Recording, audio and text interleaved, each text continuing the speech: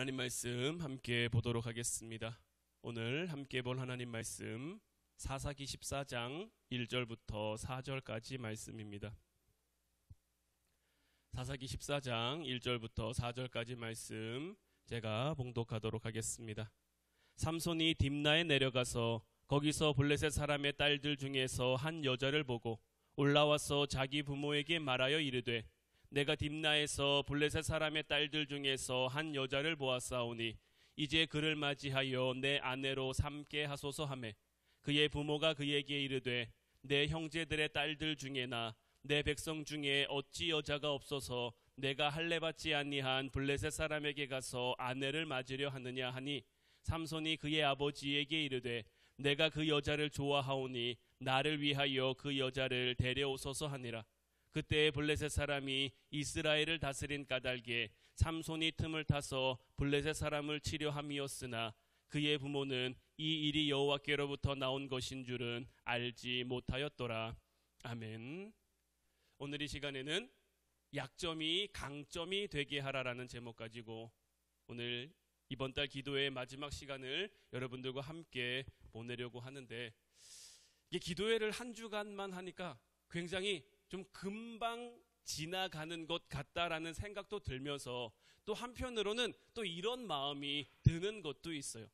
또 한 달이 금방 지나가게 되면 또 2월달 기도회가 찾아오고 3월달 기도회가 찾아오는데, 저는 여러분들에게 좀 바라고 소망하기는 매달 찾아오는 기도가 벌써 기도회 내인데 이 말의 뉘앙스가 뭔가 이런 뉘앙스가 아니라 뭔가 여러분들이 하나님 앞에 내가 나아갈 수 있다는 그 기대와 설렘을 가진, 하나님이 주신 은혜를 한 달 동안 잘 간직하며 살다가 또 나에게 부어주실 그 은혜를 기대하며 소망하며 맞이하는 매달 매달의 기도회가 될 수 있었으면 좋겠어요.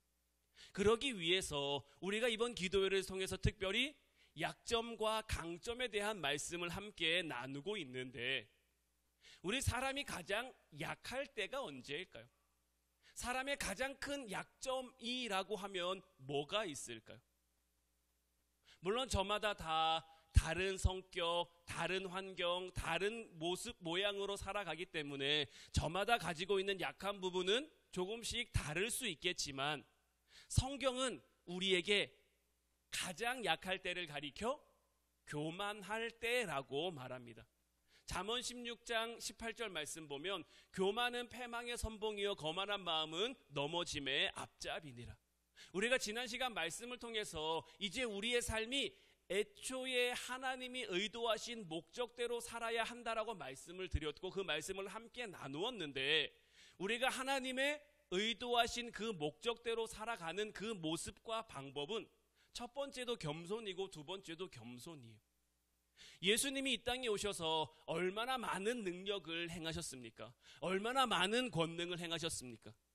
하나님의 아들이신 예수님도 이 땅에 오신 그 하나님의 목적대로 겸손하게 나귀 새끼를 다시고 우리를 위해 십자가를 지시고 이미 우리와 같은 모습으로 이 땅에 오신 것 자체가 정말 우리가 범접할 수 없는 가장 큰 겸손인 거죠.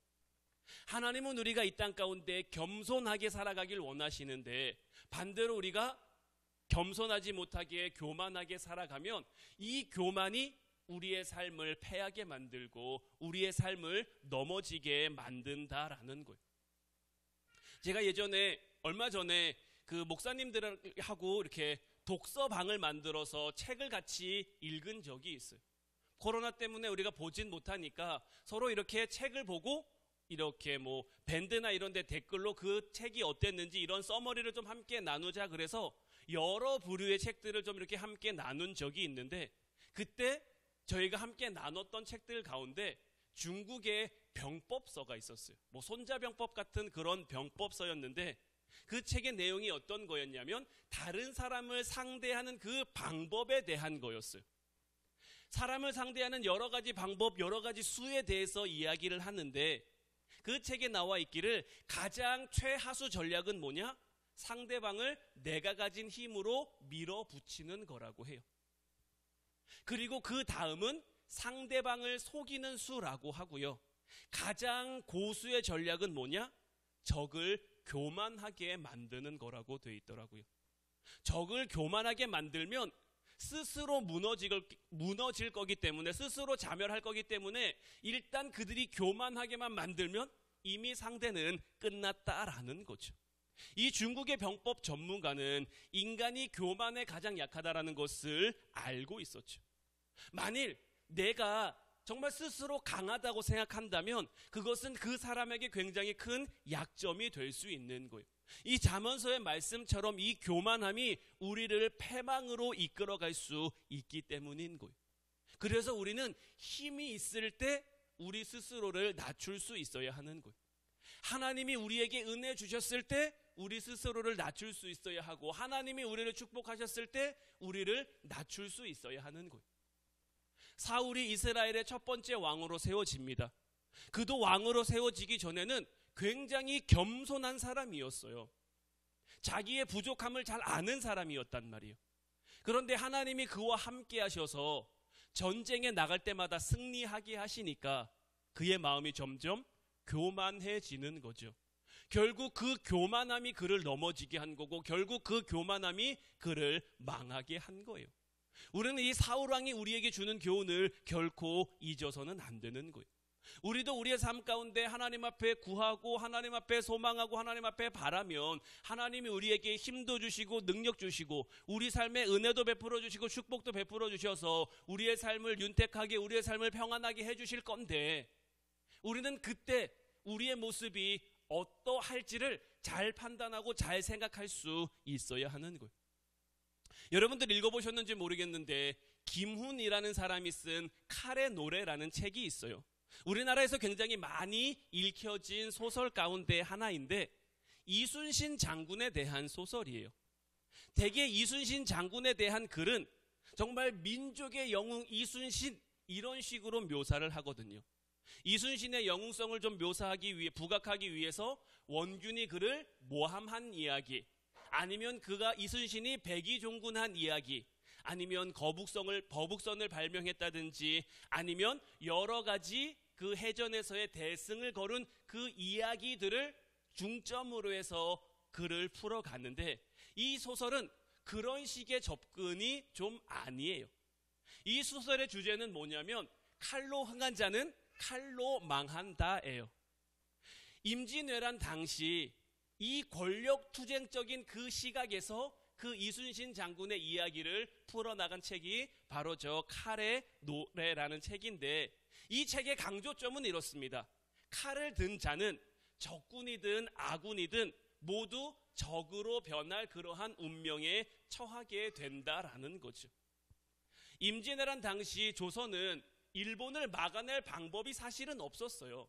사실 굉장히 풍전등화처럼 금방 꺼져버릴 것 같은 그런 운명을 가지고 있었는데, 이순신 장군이 등장해서 바다를 장악하니까 뭐 물자나 군사나 무기 지원이 제대로 이루어지지 않아 이제 더 이상 일본이 북진할 수 없게 된 그런 상황인 거죠.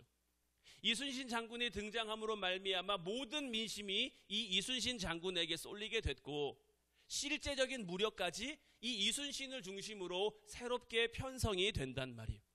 그러니까 이렇게 한 개인에게 무장이 집중되니까, 힘이 집중되니까 어떤 일이 벌어지겠습니까? 곧 그를 견제하고 의심하고 시기하고 질투하는 세력들이 안 생길래야 안 생길 수가 없는 거죠. 그 시대 왕이 선조였는데 선조 역시 이 이순신 장군을 온전히 믿지 못하고 그를 견제하며 그에 대한 의구심을 늘 가지고 있었어요.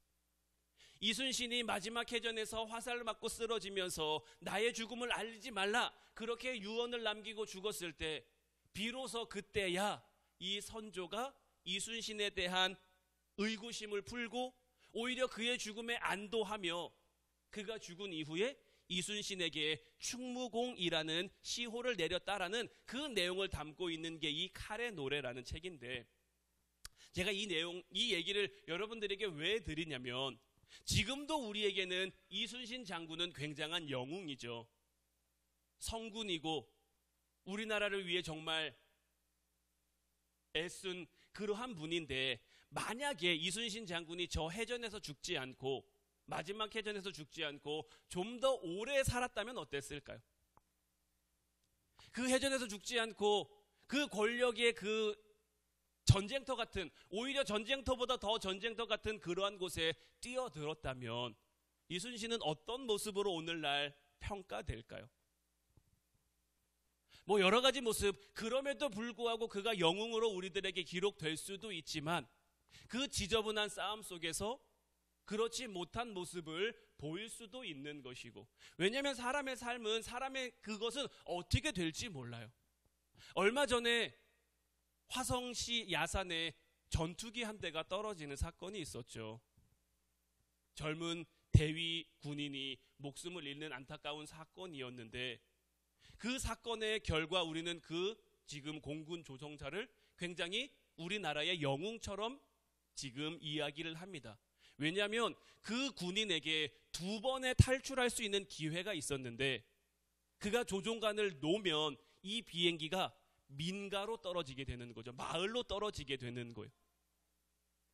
그래서 이 사람이 2번이나, 뭐 공중에서는 이젝트라는 것이 탈출 신호인데, 2번이나 이 이젝트를 말하고도 내가 지금 여기서 탈출하면 이 비행기가 민가로 떨어질 수 있기에 그 조종관을 끝까지 잡고 있다가 그냥 산에 추락하고, 그래서 결국 죽음을 당하게 됐고, 그래서 지금 우리가 그의 희생을 정말 자기 목숨 바쳐서, 비행기의 결함 때문이었는데 자기 목숨 바쳐서 그 마을에 피해를 주지 않은 그러한 모습에 그를 우리나라의 뭐 영웅처럼 이렇게 지금 하고 있고, 실제로도 굉장히 용감하고 그런 누구나 할 수 없는 그런 거죠. 근데 만약에 한번 여러분들 생각해 보세요. 이 조종사가 탈출할 수 있는 그 상황에서 탈출을 했어요. 그리고 이 비행기가 마을을 덮쳤어요. 그러면 이 사람에 대한 평가는 어떻게 됐을까요? 지금의 평가와는 전혀 다른 평가일 거예요. 같은 사건에서 이 사람에게 그 2번의 탈출 기회라는 그 시간이 약 10초 남짓이래요. 10초 남짓. 그래서 이 사람들은 이 훈련을 굉장히 많이 한대요. 이 군인이 탔던 전투기가 F-35라는 비행기인데 굉장히 오래된 비행기래요. 그리고 우리나라에서 그 공군 파일럿 한 명을 길러내는데 약 1,000억 정도가 든대요. 그래서 이 공군에서 이 파일럿들을 훈련시키면서 가장 먼저 말하는 게 뭐냐면, 위급 상황에선 비행기를 버려라래요. 비행기보다 파일럿 몸값이 비싸기 때문에 언제든지 위험한 상황이 오면 비행기를 버리고 탈출해라. 그래서 그 훈련을 굉장히 많이, 왜냐하면 10초 남짓한 그 상황 속에서 빨리 상황을 판단하고 빨리 탈출해야 되기 때문에 그 훈련을 굉장히 많이 하는데, 이 군인은 그 상황 속에서 내가 이거를 놓으면 마을이 위험해지고 사람들이 위험해지니까 이걸 끝까지 잡고 있었던 건데, 만약 그렇지 못했다면, 그래서 비행기가 마을에 떨어졌다면 이 군인은 목숨은 건졌겠지만 산 목숨이라고 할 수 있을까요? 일단은 군법의 회부가 되겠죠. 비행기가 마을을 덮쳤으니. 우리나라 법은 그렇잖아요. 아무리 위급한 상황이었어도 그 비행기가 마을을 덮치면 그 책임을 이 군인이 져야 되니까요. 그리고 모든 국민의 비판과 비난을 이 군인이 오롯이 받았겠죠. 똑같은 사건, 똑같은 그 일인데도 그 잠깐의 그 결과가 전혀 다른, 이런 삶의 모습들이 우리의 삶 가운데 뭐 이 정도로 극단적인 그런 부분은 아니라고 할지라도 이런 모습들이 우리의 삶에 얼마든지 나타날 수 있다라는 거죠. 사도 바울이 고린도후서 12장을 보면 천국에 다녀온 그 경험에 대한 이야기를 합니다. 고린도후서 12장 1절로 5절 말씀을 보면, 무익하나마 내가 부득불 자랑하노니 주의 환상과 계시를 말하리라. 내가 그리스도 안에 있는 한 사람을 아노니 그는 14년 전에 셋째 하늘에 이끌려 간 자라. 그가 몸 안에 있었는지 몸 밖에 있었는지 나는 모르거니와 하나님은 아시느니라. 내가 이런 사람을 아노니 그가 몸 안에 있었는지 몸 밖에 있었는지 나는 모르거니와 하나님은 아시느니라. 그가 낙원으로 이끌려가서 말로 표현할 수 없는 말을 들었으니 사람이 가히 이르지 못할 말이로다.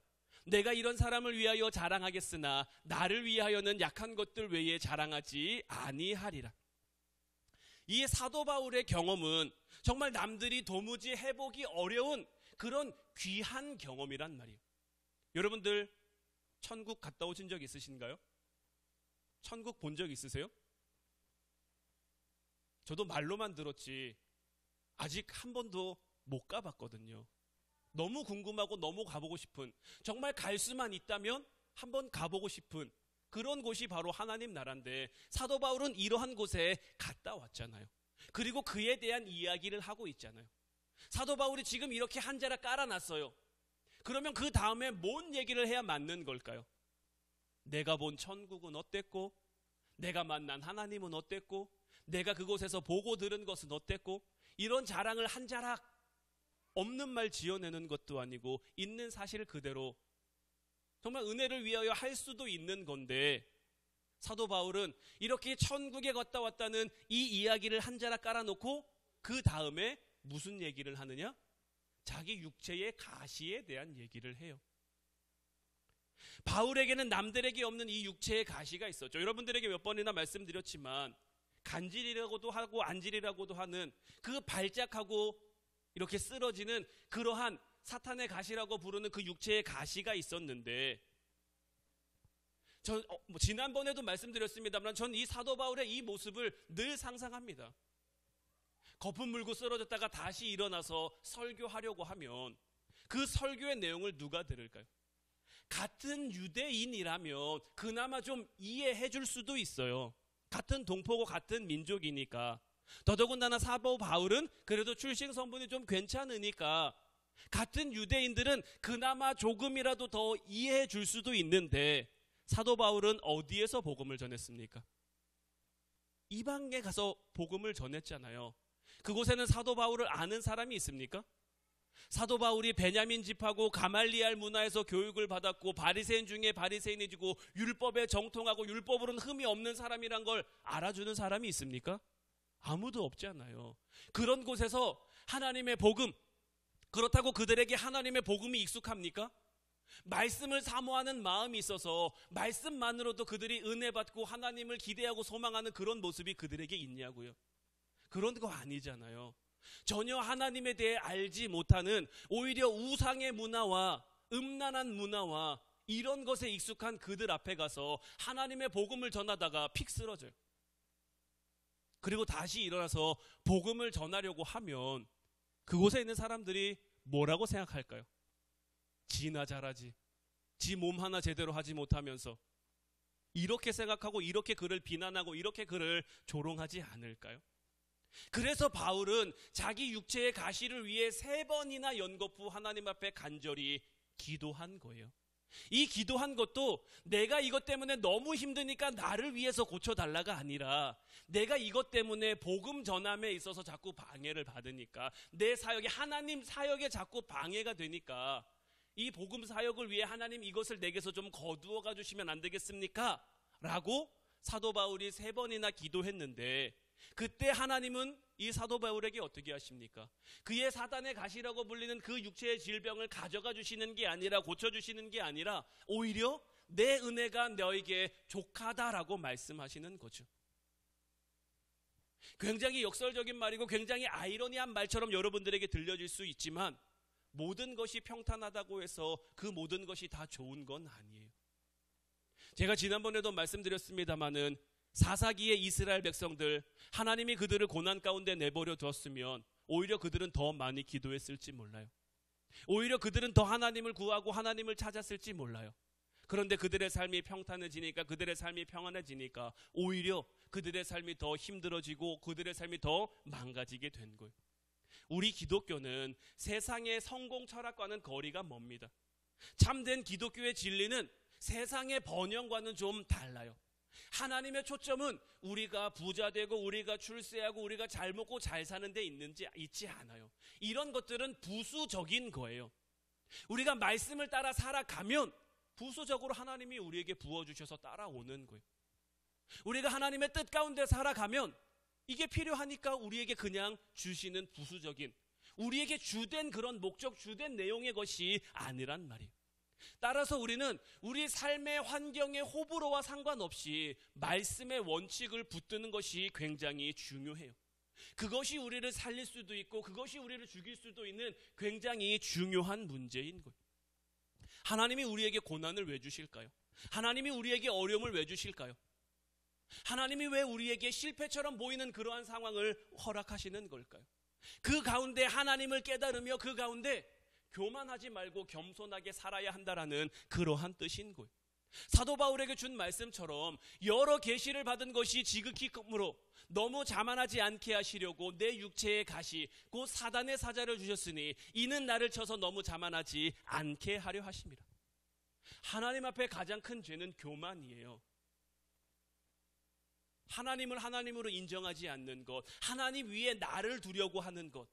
하나님이 나를 보내셨으니까 내가 이곳에 있는 거지. 하나님이 나를 만드셨으니까 내가 이곳에 있는 거지. 하나님이 나에게 이만큼 주셨으니까 내가 이만큼 누리고 살아가고 있는 거지.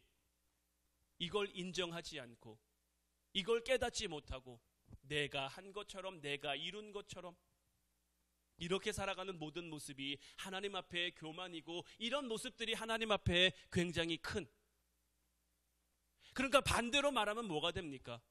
우리의 삶에 비록 가시처럼 보이는 게 있을지라도, 가시처럼 여겨지는 그러한 부분들이 있을지라도 그게 있어서 내 삶이 겸손할 수 있다면, 그것이 있어서 내가 하나님을 깨달을 수 있다면, 그것이 있어서 내가 하나님을 바라볼 수 있다면 오히려 그게 우리의 삶의 축복이 될 수도 있다라는 거예요. 사도 바울은 바로 이 부분을 깨달은 거예요. 이 부분을 깨달으니까 바로 고린도후서 12장 7절과 같은 말씀을 할 수가 있는 거예요. 그런데 반면에 지금 우리가 보고 있는 이 삼손은 어떻습니까? 삼손은 하나님이 주신 게 너무 많은데, 하나님이 그에게 허락하신 게 너무 많은데 그 허락하신 것 바라보지 못하잖아요. 깨닫지 못하잖아요. 오히려 그에게 없는 것들, 그에게 주시지 않는 것들 바라보니까 하나님이 그에게 허락하시지 않았는데 그 스스로 그것을 이루려고 하니까, 오늘 말씀에 교만이라고 되어 있진 않지만 삼손은 굉장히 교만한 거죠.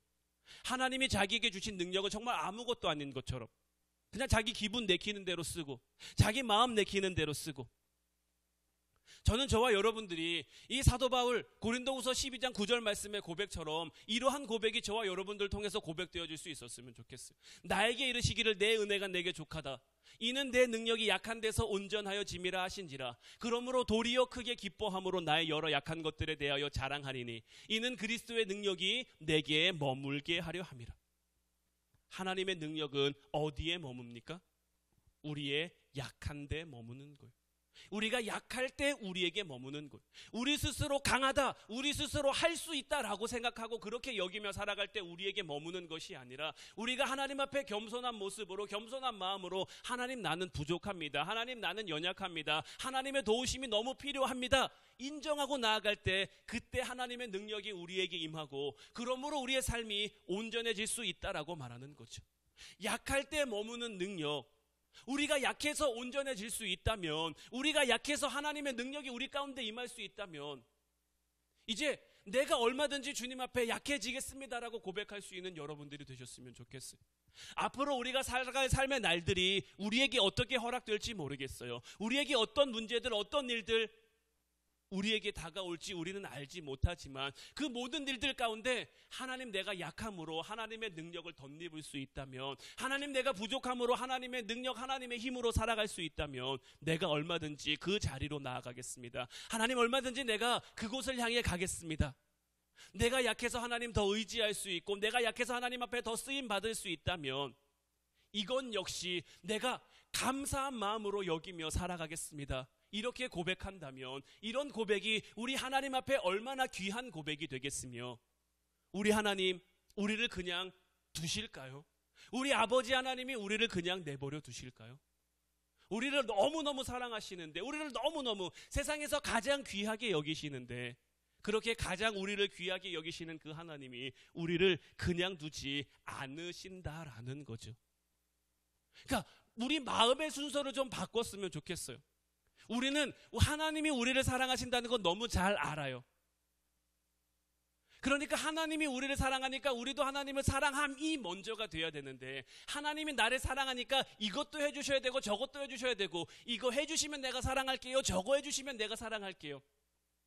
일의 과정은 똑같을지 몰라도 그 순서가 달라져야 된다라는 거죠.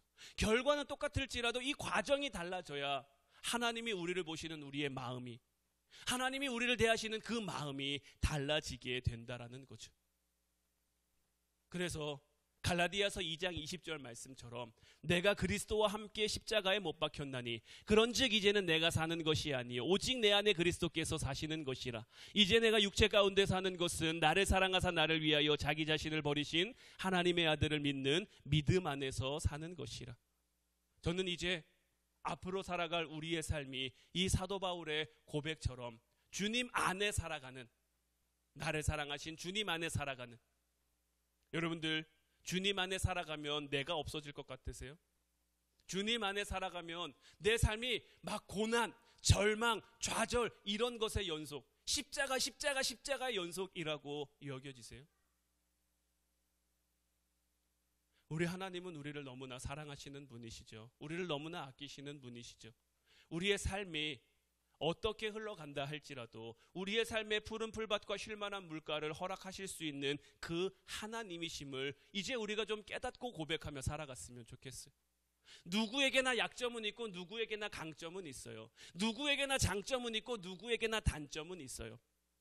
이왕 이제 우리의 삶 가운데 하나님이 주신 장점 보고 살아가고 그 약한 부분 위에는 하나님의 온전하게 해주실 것 믿고 기대하고 소망하며, 그렇게 우리의 삶이 좀 온전해질 수 있도록, 그렇게 우리의 삶이, 우리의 가정이, 우리의 교회가 온전한 가정, 온전한 교회, 온전한 삶의 모습이 될 수 있도록 정말 하나님 믿고 나아갔으면 좋겠어요. 하나님 안에 우리가 살아갈 수 있으면 좋겠어요.